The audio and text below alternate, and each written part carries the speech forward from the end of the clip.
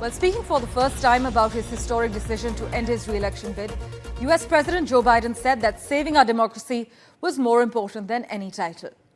During an Oval Office address, Joe Biden told America that his painstaking choice to step aside, which only came after weeks of pressure from fellow Democrats, was made with the good of his party and his country in mind.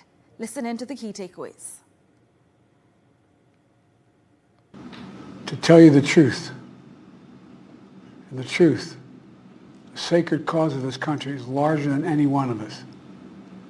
And those of us who cherish that cause, cherish it so much, a cause of American democracy itself, must unite to protect it. You know, in recent weeks, it's become clear to me that I need to unite my party in this critical endeavor. I believe my record as president, my leadership in the world, my vision for America's future, all merited a second term. But nothing can come in the way of saving our democracy. That includes personal ambition. So I've decided the best way forward is to pass the torch to a new generation. That's the best way to unite our nation. You know, there is a time and a place for long years of experience in public life. There's also a time and a place for new voices, fresh voices, yes, younger voices. I've kept my commitment to appoint the first black woman to the Supreme Court of the United States of America. I also kept my commitment to have an administration that looks like America and be a president for all Americans. That's what I've done. I ran for president 4 years ago because I believed and still do that the soul of America was at stake. The very nature of who we are was at stake. And that's still the case. America's an idea stronger than any army, bigger than any ocean, more powerful than any dictator or tyrant. It's the most powerful idea in the history of the world. That idea is that we hold these truths to be self-evident.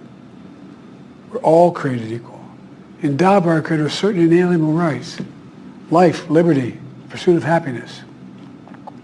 We've never fully lived up to it, to this sacred idea, but we've never walked away from it either.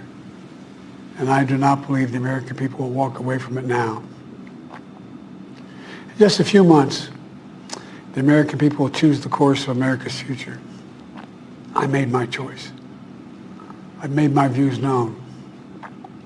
I would like to thank our great Vice President Kamala Harris. She's experienced, she's tough, she's capable. She's been an incredible partner to me and a leader for our country. We have a live update lined up for you from Washington. Benji Haya joins us on the World 24/7. Thanks so much, Benji, for making time for us. Many say Joe Biden was magnanimous and optimistic in tone as he attempted to push back on critics who say he must resign now and to salvage a legacy that could be deeply tarnished by the events of the last month. Yeah, this was a soft, yet stoic, somber, sobering address, one centered on selflessness from a man who has, of course, been in public service for decades. He said this job was, quote, the privilege of his life. He's given his heart and soul to this nation, but ultimately, democracy, he says, is at stake, and nothing, not even his own personal ambition, should be in the way of saving democracy. He didn't mention any details in particular about why he came to that historic decision to withdraw his candidacy from this 2024 presidential race. He didn't go into the concerns that voters had over his health, his ability, his fitness for office. Instead, he focused on the wider picture, the fact that this is a fight for the soul of America, and clearly he feels now that he is best placed to be out of that fight and to pass on that torch, that baton, to a younger generation. The decision being amongst him, his family, his allies, is that for his side to beat Donald Trump, Joe simply had to go. Nonetheless, he will be staying in post for 6 months, and I think to try to instill confidence in him, he tried to prove in this speech that he was up to the task and that he is still able to push through on his legislative aims in regard to civil rights, the right to vote, the right to choose, the right to an abortion, Supreme Court reform, which you were mentioning before, foreign policy. And he attempted to do that by leaning on his accomplishments, what he sees as his legacy, pulling this country out of the hole it was in economically, socially, from the COVID-19 pandemic, trying to unify this nation in the aftermath of the January 6, 2021 attack on the heart of American democracy, the US Capitol, and also his aims on climate change. But ultimately, the bottom line is this from Joe Biden tonight, is that all of that and the future of this nation is at stake unless voters choose what they feel is the right path forward. And ultimately, come November, the power will be in their hands.